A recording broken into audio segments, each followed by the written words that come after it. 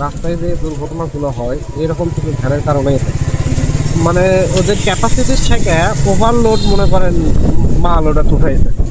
সম্ভবত ওগুলো হলো নারকেলের সোপ না, এগুলোতে হচ্ছে সম্ভবত আপনার ইয়ে বানায়, গদি চোখের বানায় এগুলো। তো ওরা ওদের ক্যাপাসিটির থেকে বেশি উঠাচ্ছে, সেক্ষেত্রে দুর্ঘটনা হওয়াটা স্বাভাবিক। আর ওদের কারণে রাস্তায় অন্যান্য যে যানবাহন থাকে ওরাও দুর্ঘটনার শিকার। এখন এদেরকে বললে মানে বলতে গেলে মানে বাবা গরিব মানুষ মানে এদের অনেক কথাই বলে,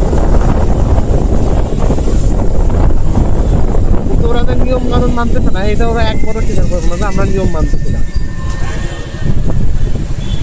ওদেরকে ধরলে ওদের একটাই বাহানা যে আমরা গরিব মানুষ, আমাকে কিছু কইও না, এইরকম। তো এখন আমি নামাজ পড়তে যাচ্ছি হচ্ছে জামির মাদ্রাসা, উত্তরবঙ্গের সবচাইতে বড় মাদ্রাসা। ওইখানে নামাজ পড়ে একটা আলাদা রকমের শান্তি পাওয়া যায়, কারণ ওইখানে কোনো গণতন্ত্রের চিন্তা এখানে হচ্ছে না, আবার হচ্ছে না। তো এখানে দেয় একটু টাকা দেয়, কোনো এমনি কোন থেকে আসলেও তার সময় থেকে 1 মিনিট যেতে ওরা নামাজ শুরু করে না। তো এই বিষয়গুলো জামির মাদ্রাসার আমার ভালো লাগে, এই কারণে প্রত্যেক সোমবার নামাজ আমি জামির মাদ্রাসায়। আচ্ছা, এখন আছে আমি হচ্ছে বগুড়ার এক অদ্ভুত জায়গায়, এটা হচ্ছে বগুড়ার কম্পনিয়া বাস স্ট্যান্ড।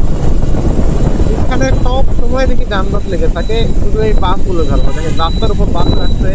এখানে অনিয়ম ভাবে মানে নিয়ম ছাড়া এখানে বাসগুলো এখানে ইয়ে করে, পার্কিং করে, বাস ঘুরায়। সামনে দেখেন আবার সার্কাস খেলা করছে।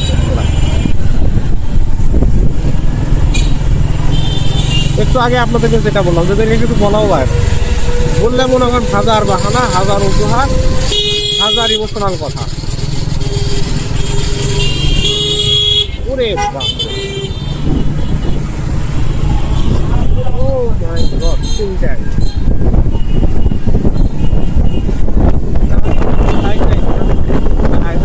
সাবধানে বাইক রাখতে হবে। কারণ দুর্ঘটনা ঘটলে হয়তো মোটর সাইকেল পাওয়া যাবে, কিন্তু আপনার যদি কোনো ক্ষতি হয় আপনার বাবা মা তো সেটা রিকভার করতে পারবে না।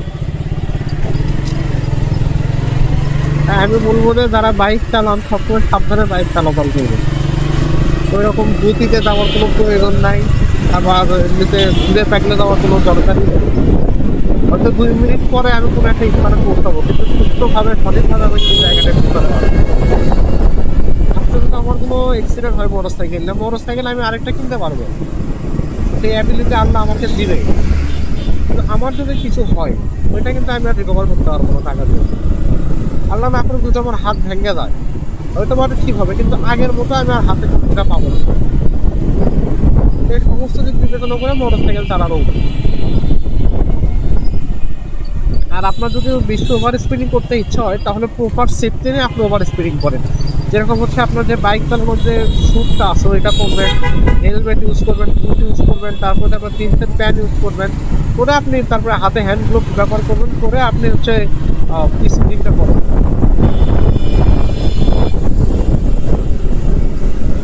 তবে আমি স্পিডিংয়ে সবসময় আমার বাইকে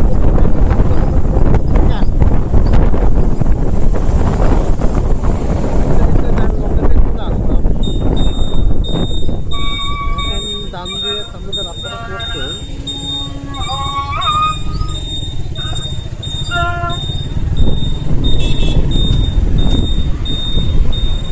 এটা হচ্ছে গাড়ি মধ্যেকার মেইন রোড।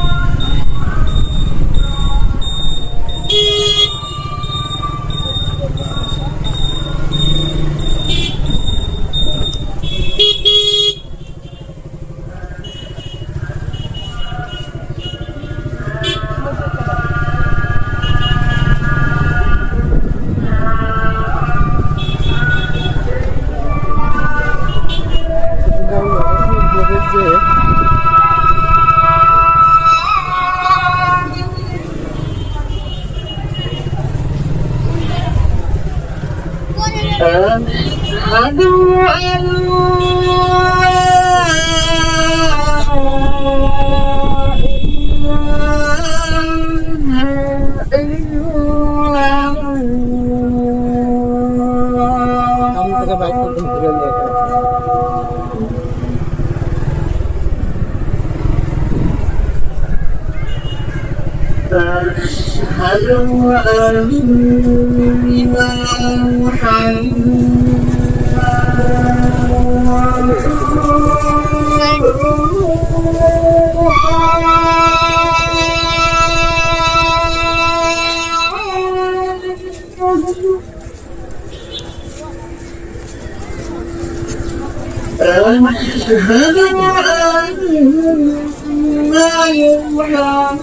অবশেষে নামাজ শেষ করে এখন বাড়ির দিকে রওনা হবো।